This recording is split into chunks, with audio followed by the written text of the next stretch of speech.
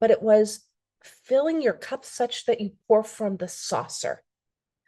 And it Oh. was a beautiful, this beautiful image that I cannot find again.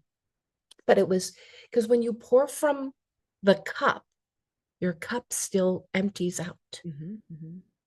But if you're pouring from the saucer, meaning you're pouring directly into you, then you're giving from the overflow. Right.